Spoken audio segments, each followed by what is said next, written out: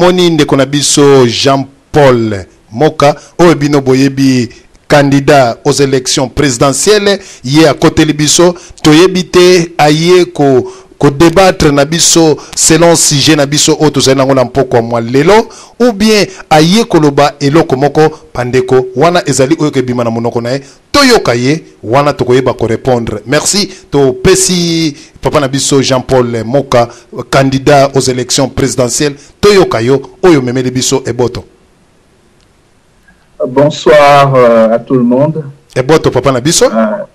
Eboto na pesmino mbote mingi na pesmino pe merci na occasion oyo bo pesingai awa quelques minutes pour intervenir par rapport à makambo nyonso na uti kolanda lelo ezalaki débat moko trop important pour l'avenir ya biso nyonso ba congolais puisque eza le même débat oyo ba américain bazalaki nango à l'époque tangu Martin Luther King abimisaki message naé d'un côté et puis Malcolm X abimisaki oyaye ya ndenge mususu.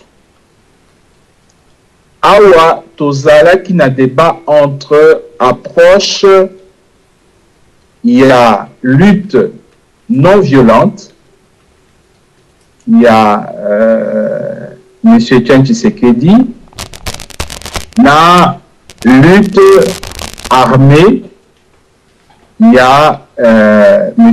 Honoré Ngwanda. Toyokipe, en tout cas moi, excitation mingi dans l'air.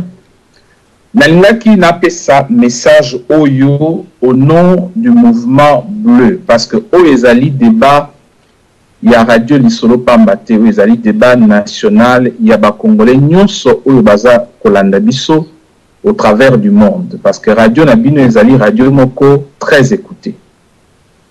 Objectif oyo biso nyonso tozolanda ezali objectif nini? Objectif oyo biso tozolanda ezali amélioration ya ba conditions de vie ya congolais. Ezala batu ya Pareco, ezala batu ya IDPS, ezala batu ya mouvement bleu, ezala ba parti mususu oyo baza na kati ya likambo oyo. Tozolanda eloko moko, c'est-à-dire quelle solution avec quel type d'homme pour améliorer les conditions de vie des Congolais.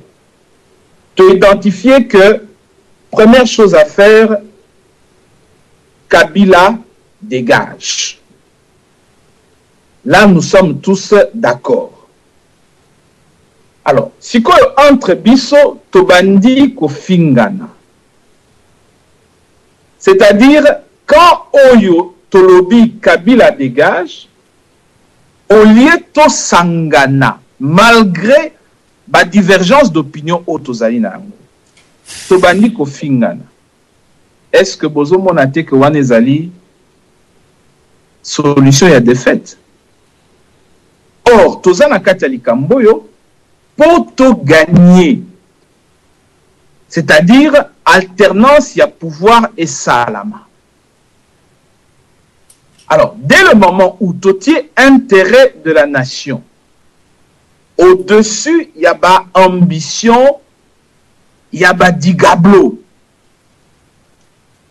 À ce moment-là, nakanisi ba débat ya modèle oyo soki tozali na yango, il faut que ça se fasse dans un certain esprit. Je m'explique et je conclus. L'amour de Dieu, premier élément.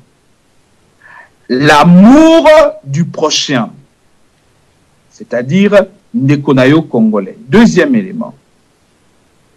Et enfin, l'amour de la patrie, Mbokanabiso, République démocratique du Congo. Voilà les trois critères qui doivent nous permettre, peu importe quand et si quand tozali, peu importe tous à la musulman, tous à la chrétien, tous à la kimbanguiste, tous à la protestant évangélique et je ne sais quoi d'autre. C'est de répondre aux 3 questions. Nani candidat Oyo, 1, a accepté paramètre Obisonyo Sotondimi, c'est-à-dire Kabila dégage. Nani candidat Oyo, peu importe origine tribale naïe, peu importe âge naïe, qui est ce candidat qui pourra démontrer aux Congolais au cours de ce processus qu'il a l'amour de Dieu, l'amour de son frère congolais et enfin l'amour du Congo. Quand nous aurons répondu à ces 3 questions, à ce moment-là, nous saurons dire qui est la personne ou quel est le groupe de personnes qui sont le plus aptes à nous emmener vers cette révolution parce que Tosengi est révolution pacifique. Tolembi, Toyoki Pasi, Ngonga et Okoka. Ndenge Balobaka et Payaba. Batu Mususu côté à Congo, et côté Mususu Balobi, Chikondo, Chaku Kumbana. Et Paya Tatana Mama Nanga Balobi, Kangumenu. Voilà. C'est ça la conclusion. Il y a intervention Nangaï comme contribution dans un débat Oyo trop important avec impact national puisque vous êtes fort suivis. Merci beaucoup et bon. Merci président Jean-Paul Moka. Nabanzi intervention na yo vraiment peuple elandi pe eyokiango ya solo ndeko na ndeko ye moko ayebi eloko oyo ye ayoki vraiment motuna pambate message na yo ezali clair et net sans plus tarder na bandeko oyo balandi na banzi mikolo ezali ebele ndenge toyambaka kaka ba candidat ndenge pe toyambaka ba homme politique tango na tango ezalaka toujours na tango na yango tolekana epai ya papa na biso Odon Pambu oyo landi message ya Jean-Paul Moka vraiment mpe na masolo ya mpoko malelo o meka kosala mwa conclusion na masolo ya lelo eboto. Ok, merci DSV. On appelle révérend Jean-Paul Moka Mbote Mingi. Mais avant de la conclusion, dans le bélo comme Moko DSV moni papa na biso révérend Moka le bélo comme Moka il faut amour, il y a patrie, amour du prochain, amour à Tanguy. Et moi je pense que nandenge moi mabete.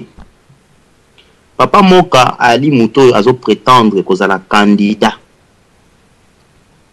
Namboka wana ti lelo apesi bino na opposition apesi biso opposition na été aye na radio awa il fallait ba kuna soutenir mais c'est Tshisekedi pona boye alobi le monte ya iko pesa message mona écoutez so bo comprendre mambo ya lobi tanto donc pona nga nous a direct pour nga ya pété que vérité les cara trop mais na respect nyonso je pense que j'ai des mots comme salama na makambo ya politique.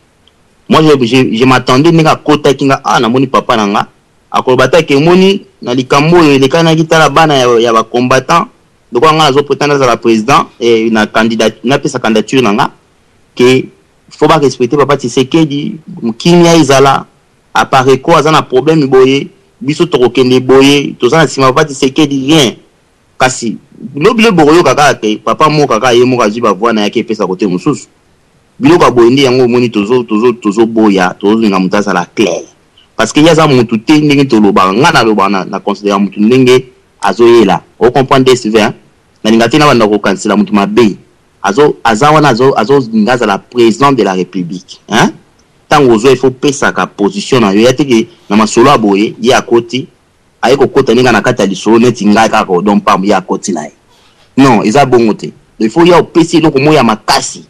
Le message n'est pas un message maquillé. Alors, on a la confiance que ya batu pende ya ndengo te naza pena na confiance pena te. Au moins ya wabu limbi sanga naza pena na confiance ata mukete DSV il y a papa quoi ba révéler mot rien alimbisanga mais na retrouver ngo clair te na été pour anima kila penza yanga penzo kutana te alors pour na succès na loba boy papa mon ko lobito za la série to za na mood du prochain mais papa tant yo yé au côté na radio pesi message na yo batuna ka question moko o ndima ka ko aider radio o ti lelo okenda na yo no comment okenda na biso to tika yo kende na yo lokola yo mona ko kende na yo mais ce amour du prochain ni oyo za nango tant yo pesi promesse pas ndeko na yo okokisi te tant que pasteur ozonga pour répondre te o mona ko kende o bimasu mukulu mususu lisusu o koya lisusu na message no ka il y a 2 minutes o pesi na yo okena yo te to lini biloko abongo te pour conclure na baboy pour na pareko pour na papa Tshisekedi je pense que biso to abato to la libanda makambo wana mais tozo mona makambo nzamba kati sembo to meka obosa na histoire ya pareko hein to intérêt on a décivé to kipe bango te batika la wana to na bande ko mingi na kimba o souffrir to linga solution moko pesa ma bien pour na mboka wana papa to na tina so ma sécurité ya mutamelo so ba sambole be mutamelo so ba verbe be mutamelo so ba proverbe to na tina nango soute et boto décivé merci. Eboto, ya solo toke na lombangu to pesi papa na biso Karl Nasima to pesi papa Isaac nde to suki na président Véron Malumba.